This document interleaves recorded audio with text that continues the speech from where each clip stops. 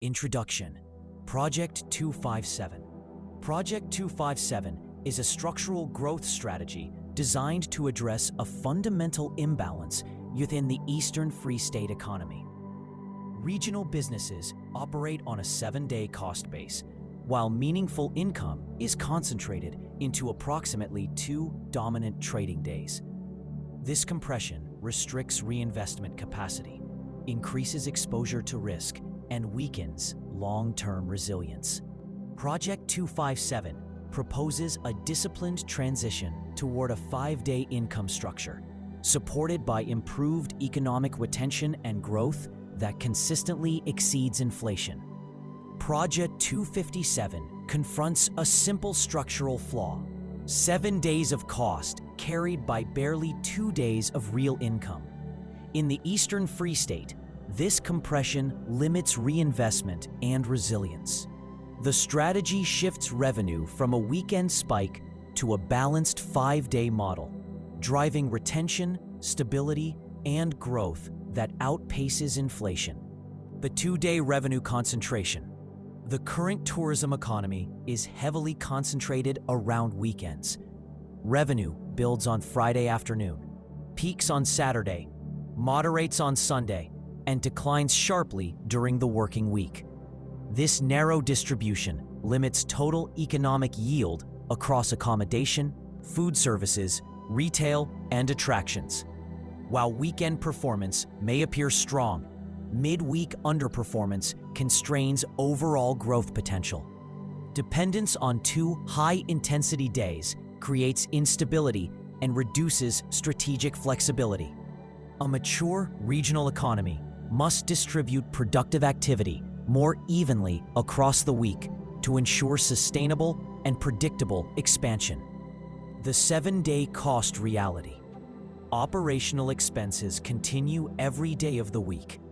Salaries, rentals, utilities, maintenance, municipal charges, and financing obligations do not reduce when visitor numbers decline midweek.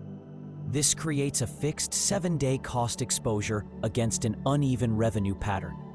When revenue growth does not keep pace with inflation and cost escalation, real margins decline. Over time, this leads to gradual economic erosion. Project 257 seeks to realign income distribution with cost exposure by activating additional trading days and strengthening long-term financial resilience. The current weekly distribution curve. When visualized as a bell-shaped distribution, the present trading pattern shows a narrow peak centered on Saturday with shallow activity across Monday to Thursday. This narrow curve limits total revenue area under the week. The objective is not to inflate weekend intensity, but to broaden the curve across additional days, increasing total economic yield while maintaining balance. A wider weekly distribution reflects healthier growth and improved utilization of existing infrastructure without requiring immediate capital expansion. Growth and the inflation line. Inflation is external and largely beyond regional control. Costs rise annually regardless of local performance. To remain viable, economic growth must exceed the inflation line consistently. When growth falls below inflation, real income declines, even if nominal turnover increases. The prosperity zone begins when revenue growth outpaces cost escalation over time. Project 257 is structured specifically to lift weekday economic activity above that threshold, ensuring the Eastern Free State remains in a position of sustainable growth rather than gradual erosion. Idle capacity as opportunity. Across the region, infrastructure exists to support greater activity. Accommodation stock, restaurants, event spaces, hiking routes, attractions, and transport networks. However, weekday utilization remains significantly below potential. Idle capacity represents lost growth opportunity rather than lack of assets. Before expanding infrastructure, the region must optimize what already exists. Project 257 prioritizes activation of underused capacity, converting dormant weekday potential into productive economic contribution and strengthening return on existing investment. Risk of weekend dependency. A revenue model dependent on two dominant days magnifies exposure to disruption. Weather events, national holidays, economic shocks, or travel restrictions disproportionately affect performance when income is compressed. Broader weekday distribution reduces volatility and spreads risk more evenly across time. Growth across 5 days enhances resilience, improves planning confidence, and stabilizes employment patterns. Structural balance is therefore not only a growth strategy, but a risk mitigation strategy. Turnover is not prosperity. Visible activity and high turnover can create the illusion of economic strength. However, prosperity depends on how much value remains within the regional economy. The critical measure is retention, not just volume. If revenue flows rapidly outward through external ownership structures or supply chains, local benefit weakens despite apparent growth.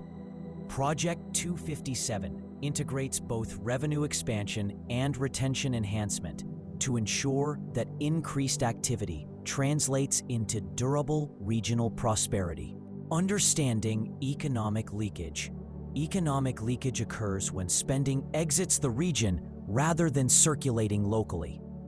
Examples include national retail chains, externally owned accommodation, booking platform commissions, imported goods, and fuel supply chains. While these services are necessary, they reduce the portion of revenue retained locally. Growth without attention to leakage simply increases throughput without strengthening the economic base. Sustainable prosperity requires balancing expansion with deliberate retention strategies. The fuel illustration. Fuel purchases demonstrate the difference between turnover and retained value. While service stations generate substantial sales volume, a significant share of revenue flows back to national suppliers and refineries. Local wages and margins remain, but profit retention is comparatively limited. This example highlights why economic analysis must distinguish between gross revenue and local impact. Project 257 recognizes this distinction and seeks to prioritize growth areas with stronger regional retention characteristics. Corporate ownership and retention. Ownership structure materially influences economic retention. When accommodation, hospitality assets, or tourism infrastructure are owned by external corporate groups, profits may be distributed outside the Eastern Free State. Employment and wages remain locally important, yet retained earnings often leave the region. This reduces multiplier strength and reinvestment capacity. Locally owned enterprises tend to recycle profit within the community through procurement, expansion, and service improvement. Project 257 does not oppose corporate participation. It recognizes the importance of balancing ownership models to strengthen regional growth and economic stability. Platform dependence and commission leakage. Online booking platforms provide visibility and market access, yet each transaction carries commission costs that reduce retained revenue. These platforms are essential tools, but excessive dependence weakens local margin control. Strengthening the Eastern Free State umbrella brand allows a gradual shift toward more direct engagement, increasing retention without sacrificing exposure. Growth must therefore be paired with smarter distribution channels to ensure that rising visitor numbers translate into improved local profitability rather than increased external extraction. The local multiplier effect. When revenue remains within a region, it circulates through wages, procurement, services, and reinvestment. A locally retained rand can generate secondary and tertiary economic activity. This multiplier effect strengthens employment, stimulates enterprise development, and increases tax base resilience. Leakage weakens this cycle. Project 257 integrates weekday growth with improved retention to amplify the multiplier. The objective is not simply more visitors, but deeper economic circulation per visitor. Eastern Free State as the product. The Eastern Free State is not the market, it is the product. The real demand lies outside the region in metropolitan and international centers with disposable income and travel intent. Presenting the region as a cohesive destination increases scale and credibility. Fragmented marketing by individual towns limits reach and reduces negotiating power. A unified umbrella brand allows coordinated campaigns, clearer messaging, and stronger growth potential across multiple sectors. The regional network advantage. The towns of the Eastern Free State function as interconnected nodes within a broader tourism ecosystem. Visitors rarely experience destinations in isolation. They move through networks.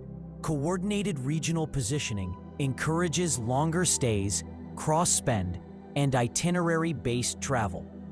Growth accelerates when towns complement rather than compete destructively. Strengthening connectivity transforms isolated weekend visits into multi-day regional experiences, broadening the revenue curve and enhancing retention. Town nodes and strategic differentiation. Each town within the Eastern Free State possesses distinct assets: heritage, hiking routes, arts, agriculture, paleontology, hospitality, or cultural identity. Strategic differentiation allows each to carry a flag within the broader regional framework. Growth is strengthened when towns specialize while remaining aligned under a unified brand. Differentiation prevents internal cannibalization and enhances overall attractiveness to external markets seeking variety within manageable travel distances. The annual themed town model. An annual thematic focus can provide clarity, energy, and coordinated messaging.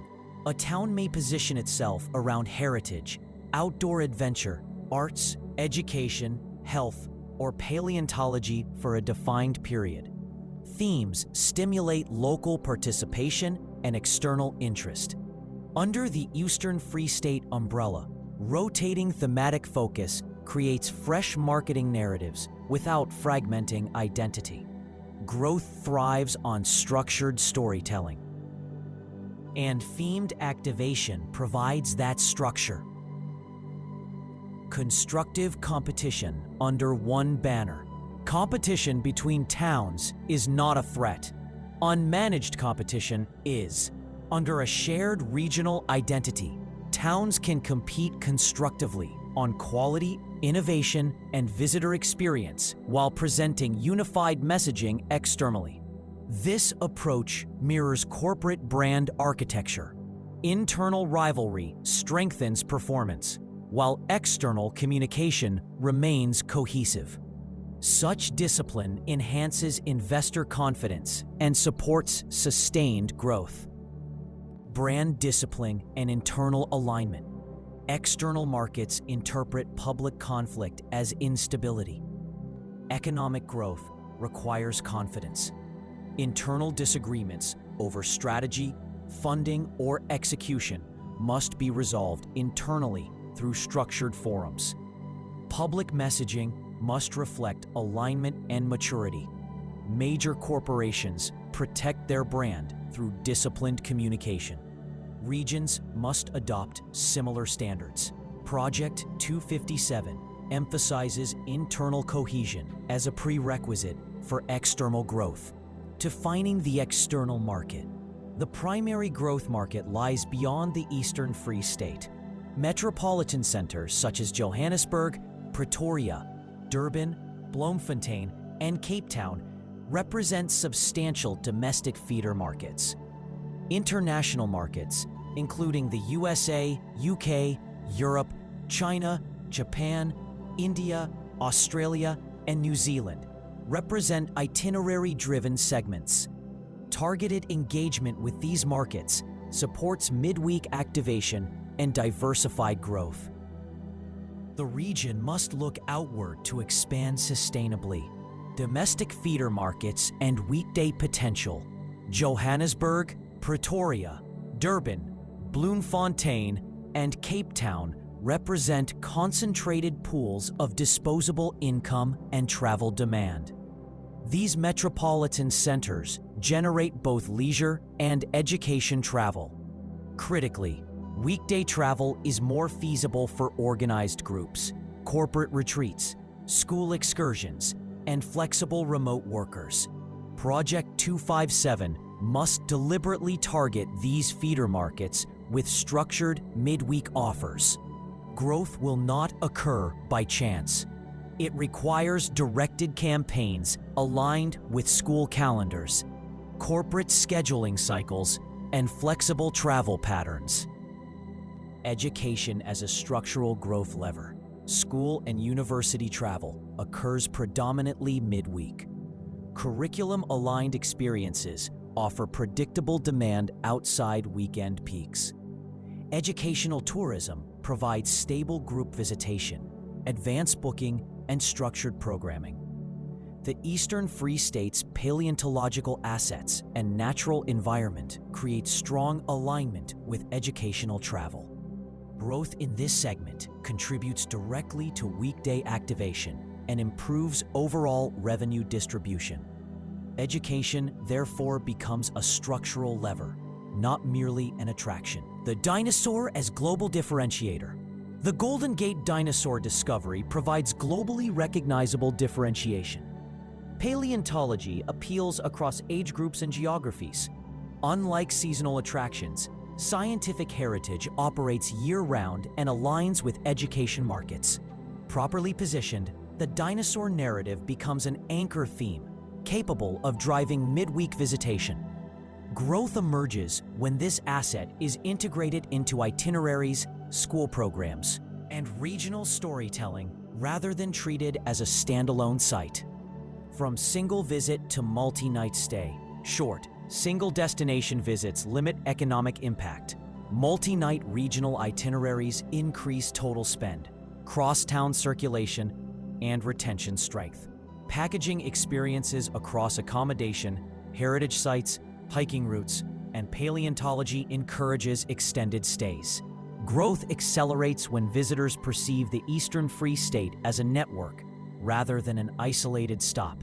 The broader the itinerary, the greater the area under the revenue curve. Coordinated packaging strategy isolated marketing fragments demand. Coordinated packaging aligns accommodation, attractions, dining, and transport under structured weekday offerings. Bundled pricing, themed experiences, and calendar-aligned promotions support distribution across the week. Growth must be engineered through collaboration rather than assumed through individual effort. Project 257 positions coordination as a core operational principle. Coordinated Information Network, Eastern Free State Model. From an Eastern Free State perspective, the structure begins with an umbrella coordinating body that receives and consolidates information from every town-based tourism office. Each tourism office functions as a local intelligence and activation hub, not only providing visitor assistance, but gathering real-time economic, event, accommodation, and visitor trend data. Each of these offices would be physically anchored within a small to medium-sized peace park, a landscaped public space that doubles as a tourism attraction in its own right. These parks create foot traffic, visibility, community pride, and a measurable interaction point between visitors and the local economy. The tourism office, positioned within this environment, becomes the central node for data accumulation, community liaison, stakeholder coordination, and local program formulation. All collected information, visitor numbers, event performance, accommodation occupancy, community initiatives, and economic indicators would be structured and fed back to the umbrella coordinating body. In this model, Speckled Bean magazine serves as that coordinating platform, responsible for consolidating data, shaping marketing strategy, and implementing regional promotion on behalf of participating towns. From there, structured reporting would flow to national level. The National Department of Tourism would incorporate this verified, ground-level data into funding allocations and budgeting frameworks. It would also ensure that designated representatives from the Eastern Free State are funded to attend national and international trade shows, tourism expos, and investment platforms. Those representatives must be uniformed in branding, professionally trained, and fully equipped with the necessary marketing tools, whether digital brochures, print collateral, data dashboards, or presentation material. The objective is consistency, credibility, and measurable representation. As weekday participation expands through coordinated effort, the regional income curve begins to stabilize. 5-day economic activity reduces volatility, improves reinvestment capacity, strengthens employment security, and builds resilience. Without demanding radical infrastructure expansion, Project 257 therefore becomes more than a revenue adjustment. It becomes a structured regional system, data-driven, professionally represented, community-rooted, and nationally supported. Doing nothing is a decision. It accepts ongoing structural weakness. It accepts limited reinvestment. It accepts that growth will remain compressed while costs continue to rise. The greatest impact will be felt by property owners, especially primary landlords whose capital is tied to local performance. When businesses do not expand and weekday demand remains weak, property values soften, not immediately, but steadily. Within 5 years, it is entirely possible for net asset values to decline to half of current levels in a stagnant regional economy. That does not even account for inflation, which may run between 7 and 10% annually, and may be higher. Inflation increases costs while asset values weaken in real terms. That combination is not a stable investment environment. Shareholders expecting growth will not receive it. Businesses seeking stronger markets will relocate. Smaller enterprises will close. As commercial strength fades, vacancy increases. Maintenance slows. Infrastructure declines. Poverty expands. Crime risk rises. The visible condition of the town reflects the invisible condition of the economy. Doing nothing is not neutral. It is a gradual reduction in value. The alternative is to strengthen the structure so that income supports cost and growth outpaces inflation. That is the practical choice. The Eastern Free State is not defined by its challenges, it's defined by its potential. We have the landscape, we have the people, we have the infrastructure, and we have the opportunity. What we choose to do next will shape the strength of our region for decades to come. If we work together, align effort with purpose, and build sustainably, we protect our assets, grow our businesses, and create real security for future generations. This is not about fear. It is about foresight. The opportunity is still here. Let us move forward together. Thank you for viewing the slideshow. We hope it inspired you to participate and support this initiative. Let's move it forward together.